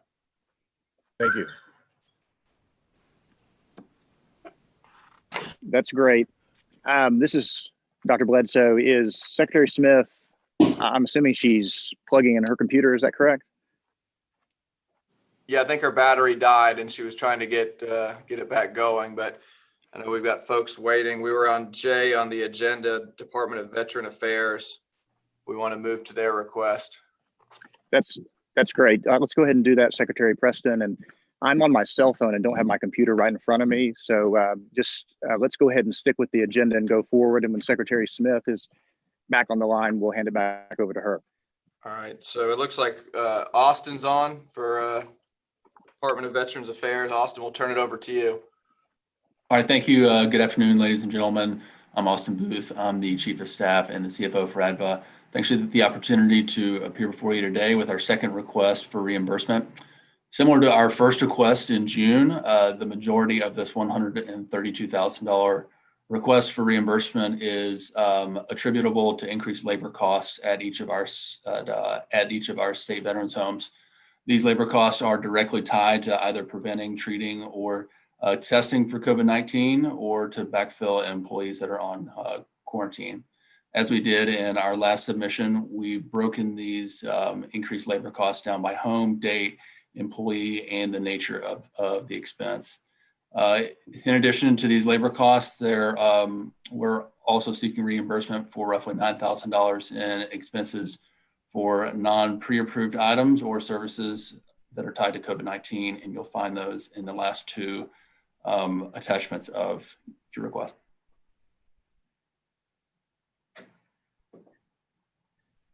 And pending your questions, that's all I have. Great, thank you very much. Sure, go ahead. Thank you, Dr. Bledsoe. I have a question. I think it's for Director Gillespie. This is for the VA homes. The other nursing homes that we gave CARES Act money to, were they allowed to use those funds for payroll? Because I did not think they were. I'm just trying to figure out how we would allow it for one and not allow it for the others. They are allowed to use it for cost above what they're normally reimbursed for, right? So for day-to-day normal payroll, no, but for the additional labor costs that come because of COVID, yes. Okay, and so this meets those criteria then as well? It should. Yes, ma'am. Okay, thank you. Great, thank you, Representative Gray. Any other questions? This is Senator Irvin. I'll make a motion to approve. Okay, we have a motion. Do we have a second? This is Mike. I'll second. Okay, we have a second. All in favor to approve this proposal, please state by saying aye. Aye. Aye. Any opposed? All right, hearing none. The proposal passes. Let's go to the next item on the agenda. Before we get there, Vice Chair Dr. Bledsoe, one of the things that I think we ought to address before we get to the legislative proposals is how we're going to handle these, since we don't have enough money for at least the first two, I think either one. And I think maybe the committee ought to hear all the proposals and then maybe come up with a system to come back or something. But I love Senator Stubblefield, love the senior centers, and don't necessarily know how to avoid, pitting them necessarily against each other. Our proposal came in about 45 days before his. So, but just wanted to have some idea of how we're going to handle these, since the money's not there for any of them right now. Senator Bond, that's a very good point. Secretary Walther, my understanding is that we're going to be hearing these and then circling back around for funding at a later time, but just hearing them at this point. Is that your understanding and the understanding of the committee? Yes, that's correct. We were going to hear these proposals, but we would not vote on them today, is what my understanding was. Yes, sir. Hello, it's Elizabeth Smith. I've joined back. I'm very sorry. Go ahead. Great to have you back, Secretary Smith. I'll turn it back over to you. And I think we were getting ready to hear the proposal from the next agenda item. And the decision was that we're going to be hearing these proposals, but not necessarily voting on funding. That would come at a later time pending other allocation of funds. But we can go to the next item agenda, and I'll turn it back over to you, Secretary Smith. Thank you. Yes, thank you so much. Okay, let's move on to the next item. And I recall, I don't remember who was it. This is Senator Irvin. Just on that discussion, yes, on that discussion, I tend to agree with Senator Bond. Do we need to make that as a motion, or do we, or is that just going to be standard how we're going to deal with these? We're going to hear them but not vote on them. Is that correct? Or does somebody need to make a motion to do that? Or what do you want us to do?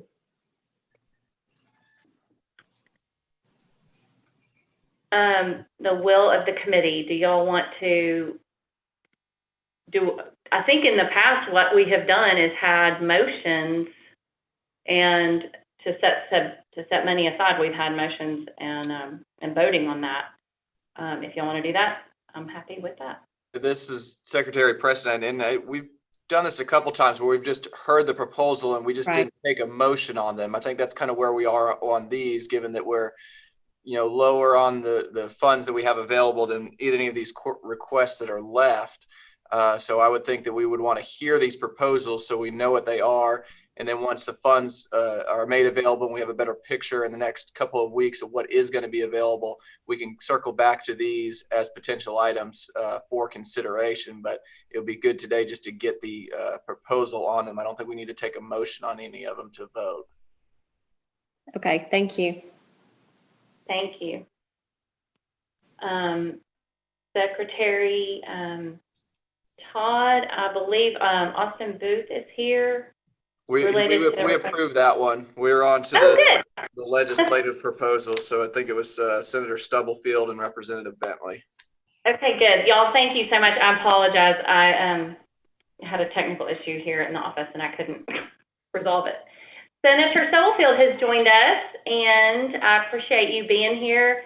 There has been some discussion and questions offline, I think. So I turn the floor over to you if you'd like to go ahead and tell us about your request.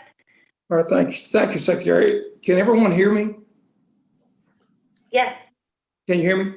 All right, thank you, committee, for allowing me to present this proposal today. I feel a little like a man who comes to a bank and the bank's already been robbed.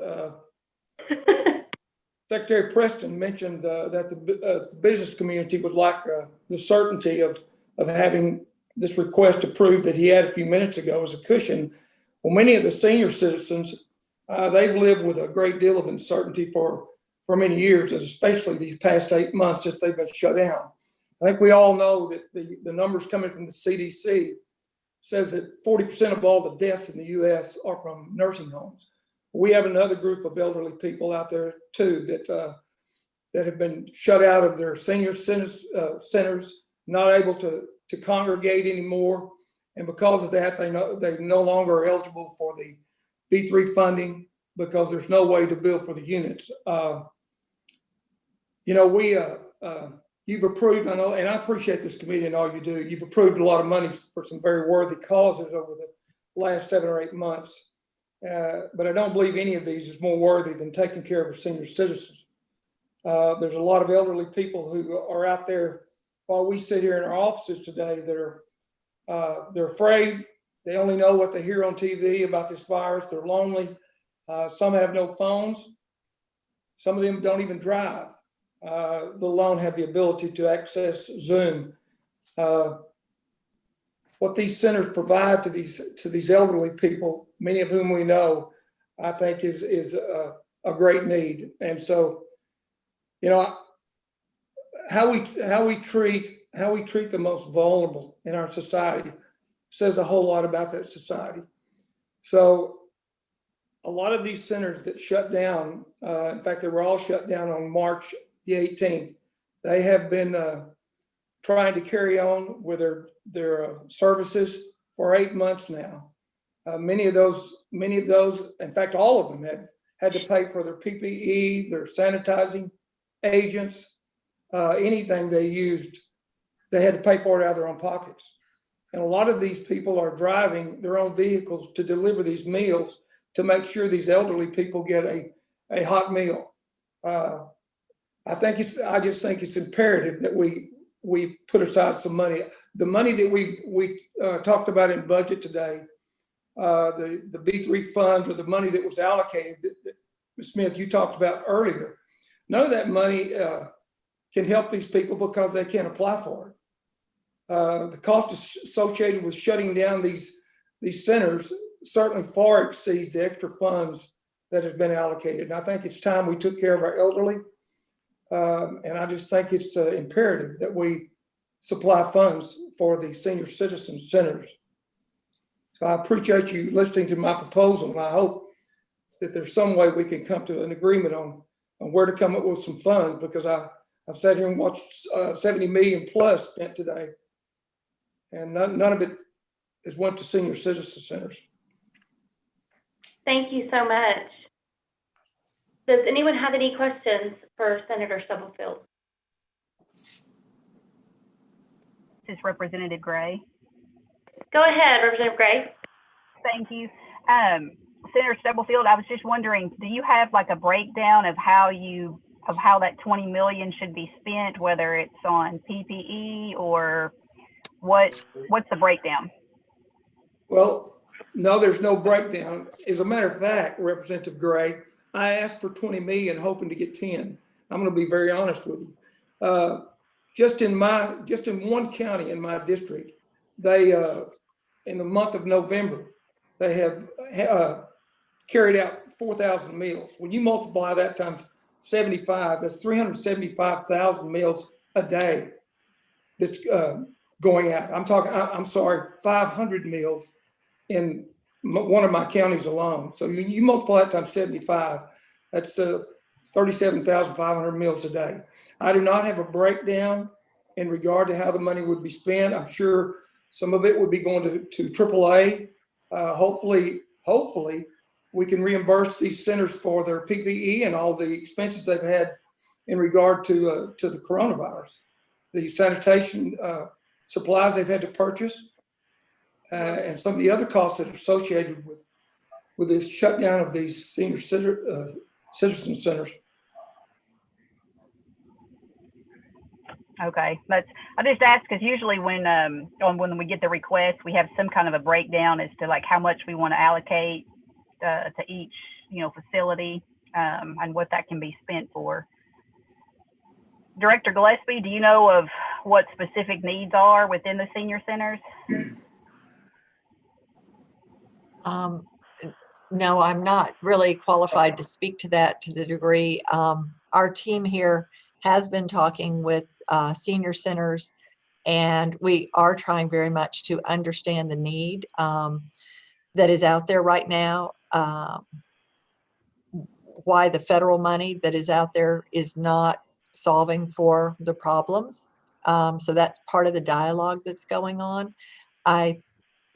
Senator Stubblefield raised this today in a hearing we were in. And one of the things I asked everyone to do is to do exactly what you said, which is to try to work with him and the senior centers to quickly get us an analysis of what could be spent before the end of this year. Since we're under this requirement that all the funds actually have to be either reimbursing for COVID-related expenses that occurred earlier or expended for actual activities prior to the end of the year related to, in this case, feeding. What could they actually do? And we get the certification on so that we could have the audit trail. So that's something I think we're all trying to get together really, really quickly. So to Senator Stubblefield's point, we could actually say, this is the amount of money that would help reimburse them, that federal funds that they've received cannot reimburse them for, or that are some activities they could carry out going forward. Unrelated to this particular request, one of the things I was just texting about is, and Senator Stubblefield, you may have a better sense of this than I do. I know most of the senior centers are nonprofits. I don't know what size annual operating budgets they have, but for those that are in the areas with high poverty or high minority, in other words, most of Arkansas most counties in Arkansas fit in that category. We do have operating right this minute we are taking applications for nonprofits that in those areas under that community outreach grant that we just passed the other day.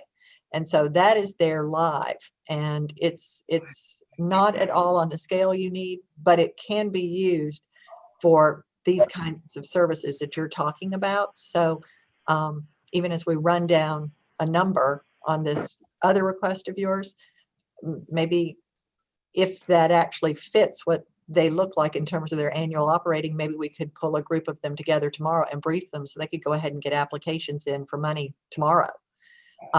Because we are having to move that on through and get it out the door before the end of November. So it's, again, not meeting your request, but it's just something I wanted to connect with you on and see if we can at least try to steer them towards some money that's live right this minute as we work on this other. Thank you. Anyone else? Questions or comments, concerns? I do appreciate you bringing this to the committee. And if I could just make a final comment, if you wouldn't mind, I just do want to say, just so I don't leave a misimpression, that from here, I'm very supportive of figuring out how to help senior centers. It's just what you said of let's come up with what would be the appropriate number and know how we would get it out the door and all the auditors happy. Paul Lothian and the team over there have made it really clear to us what we have to do to be able to justify every penny that goes out the door for CARES money. And Secretary Smith's already had her folks in looking at things. So we it's not an easy process, but. Thank you. Okay. Thank you very much. I appreciate that so much, Senator Stubblefield, and to let the commitment. Go ahead. Thank you. We'll get back in touch with you, I guess. Thank you.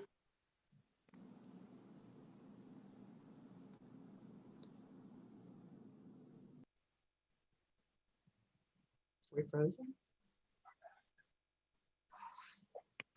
So no, I think we had decided that we weren't going to be voting on the proposals, but we would hear them, and then when and if we have funds available, that we would reconvene and reconsider. But I also did hear Secretary Gillespie mention a couple of potential avenues for senior centers to apply. So hopefully the conversation will continue among the departments. Thank you. The next item, unless anybody has any other about that, we'll move on to the next item on our agenda, is Senator Bond's request for funding for teachers and school employees. And I appreciate you being so patient, Senator Bond. You've been asking for this for a long time, so go ahead, please. So just disclosure, I do have a sister that is a public school teacher here in Central Arkansas. But this proposal signed off on by 29 members of the legislature, and there are others who were supportive. I think we all know that our superhero teachers have been tasked with learning how to teach virtually, having to teach virtually and in person, having to care for their own health and safety and the health and safety of their kids. The amount of stress that our public school teachers have been under is incredible. And I think most of us realize that. One of the things that always happens with teachers is they always dig into their pocket for their classroom needs, and sometimes for their students. And that is even more exaggerated in this pandemic. That's been happening a lot. And that's what I'm hearing from many of my constituents. So since the CARES Act Committee and the legislature had approved, I think, well, we just approved the CARES Act Committee additional compensation for our prison security officers. We've approved EMS payments. We approved some hospital worker payments. We approved nursing home payments. our public school teachers who are taking care of our most, incredible resource, our children, trying to make sure we don't have a lost year in education under tremendous stress, we believe deserve a health and safety payment. They are our superheroes. We need to appreciate what they've done in this pandemic, and we're going to be calling on them to do more all the way till the end of school. It's unprecedented what we've asked them to do. The amount of the proposal was for $1,000 for all teachers, all principals, and all certified staff, and $500 apiece for all classified staff members. Of course, as Senator Stubblefield said, that amount, depending on the amount of money, could be discussed. You could, if we had to, reduce the amount to teachers and equalize it with staff, or there's lots of options. But I think we miss a huge opportunity in Arkansas not to support our teachers in this time where we're asking them to do their job twice, essentially learn all the new technologies and teach in person and handle the pandemic. It's something that we should do with CARES Act money, and it's something that can be done by the end of the year, and I'm happy to take any questions. Thank you. Questions for the committee, from the committee?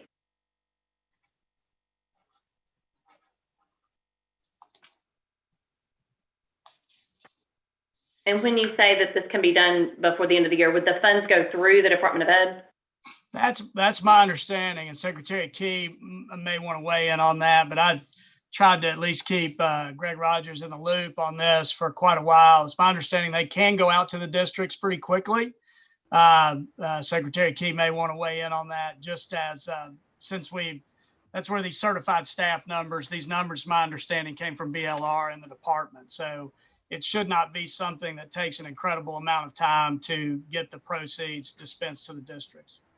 And then the districts would get it out to the teachers and staff. Okay, thank you.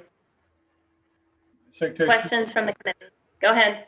Yeah, well, Secretary Key. Confirm what Senator Bond said. As soon as the money is certified and it hits our account and is accessible, then it doesn't take long to turn it around and get it to districts. Thank you. Any comments or anything from the committee? I don't see anybody raising their hand or asking. Thank you so much, Senator Bond, for bringing that to the committee. And there's lots of other folks worked on it also, and I think, and so don't want to take all the credit, but it is a unique position a lot of these classroom teachers are in, where you're rolling through students into their rooms, and the risk to their health and the risk to the kids and all the other obligations are significant. So anything we can do for them to allow them to purchase additional supplies, be reimbursed for supplies, to have this extra money to make them feel safe and secure and their kids safe and secure would be wonderful. Thank you. Okay, thank you. The next item on our agenda is from Representative Love. He's got a request for $2 million, and it's a community development financial institution fund to provide microloans to minority small businesses. And as I understood, this initial idea was as a revolving loan fund. So I'll let Representative Love speak to that, and then there may be some thoughts and discussion by the committee. Go ahead. Sorry, you're on mute, sir. We can't hear you. Go ahead. Okay, thank you, committee, and thank you for just allowing me to come and present to you all.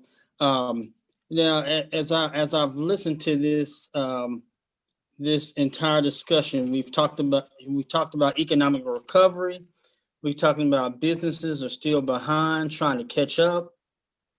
We're talking about what can we do to impact small businesses. Well, if you really truly wanted to do something, then the approval of this proposal would be paramount. This is a request for funding to capitalize a revolving loan fund to help low-income consumers and small businesses respond to the coronavirus. As you all know, we're in unprecedented times, and we've seen an uptick in requests for loans and financial support for low and moderate income consumers and disadvantaged small businesses. Usually, these consumers or these businesses are without banking relationships, or the banking relationships are weak. And so what we're wanting to do is to capitalize a revolving loan fund at People's Trust Community Loan, CDFI.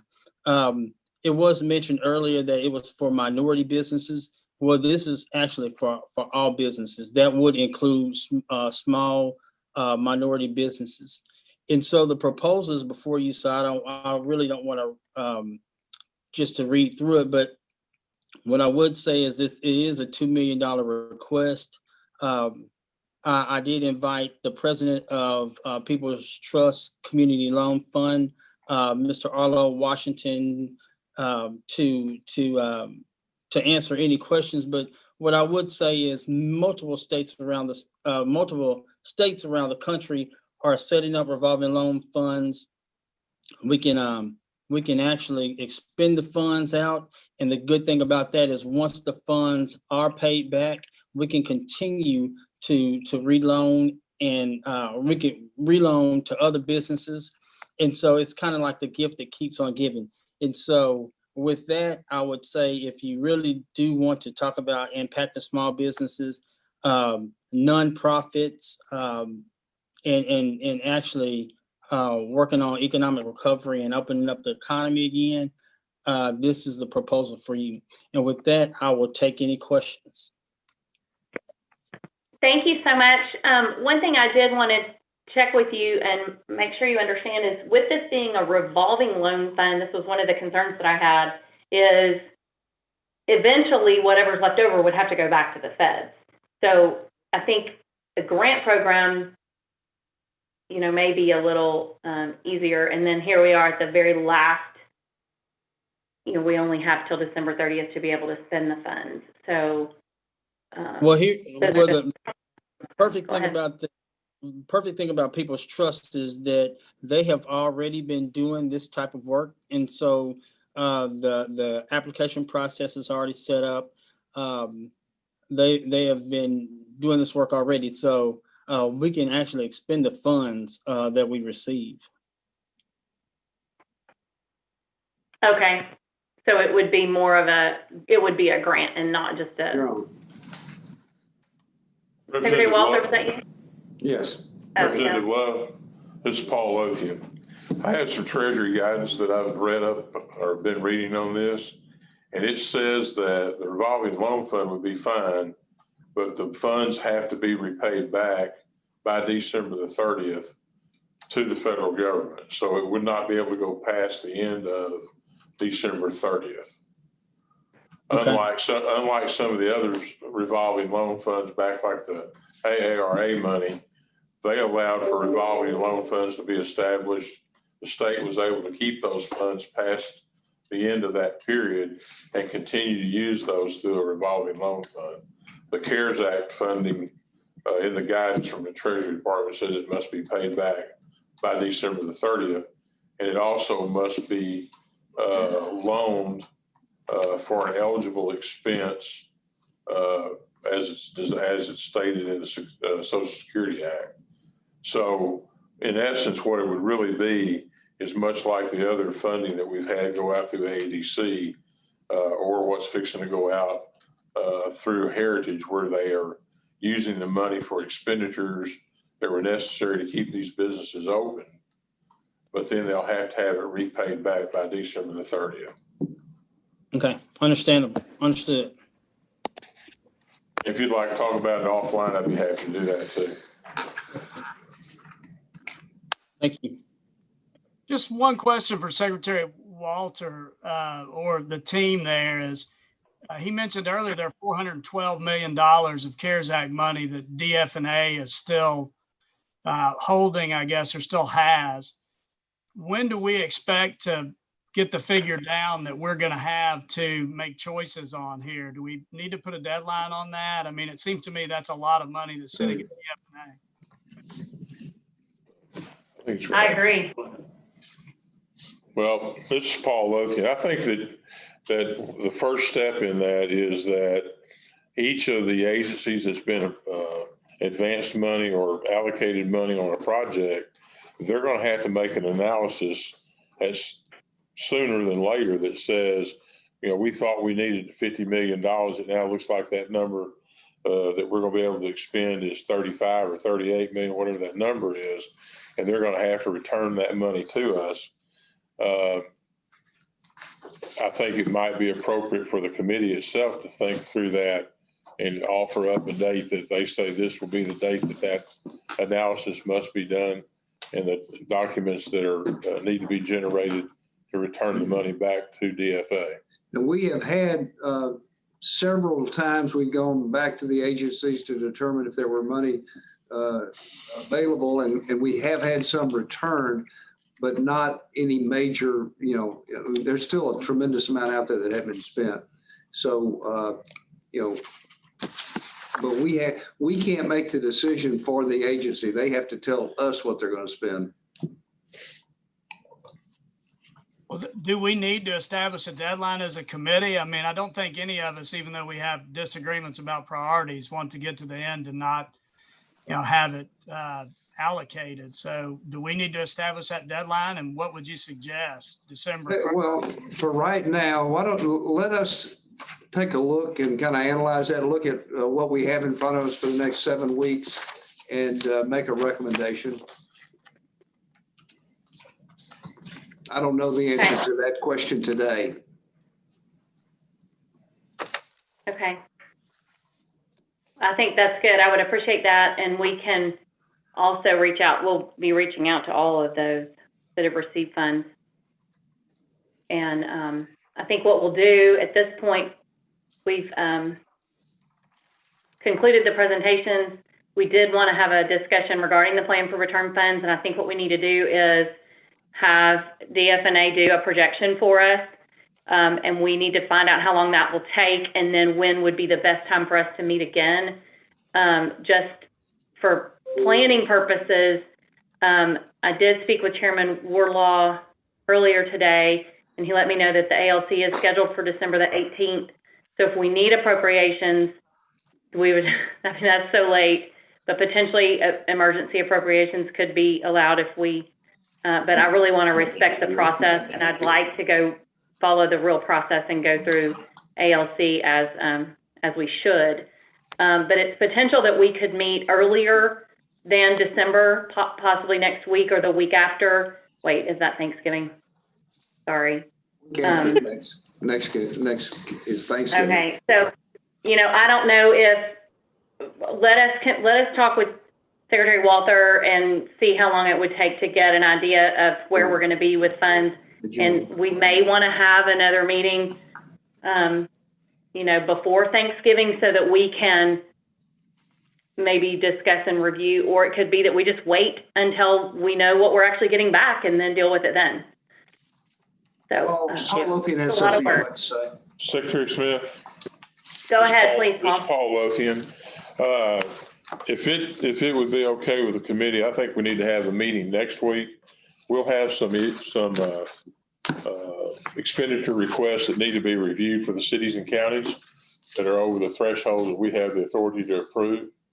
We're starting to move through those and the pace is picking up pretty quick. And if at all possible, I'd like to have a meeting. It might not last more than 30 minutes to an hour, but we need to move through some of these and get the money out to the cities and counties as quickly as possible. Okay.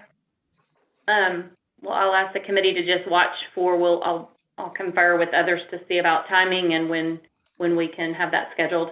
But I think that's not a bad idea. And then by then we may know from some of the other projects of what funds that may be coming back. Thank you. I appreciate y'all's time. This has been a huge amount of work on all of your part, everyone who's brought proposals to the committee. And I just appreciate y'all working so hard together and helping us make decisions and make recommendations to Governor Hutchinson. Some other states have had lots of issues.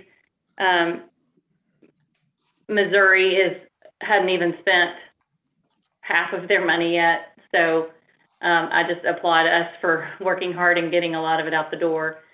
So thank you all very much. Is there anything that anyone would like to discuss or bring up before we close? All ready? This All is right. this is Senator Irvin. Really quickly, I just wanted to just appreciate my legislators for bringing forward their proposals, and just want to make sure that we can work with them on those, how we move forward. Thank you. I agree. Thank you. Anyone else? Thank y'all so much. Have a good evening. Be careful. And I apologize for my technical difficulties today. Bye-bye.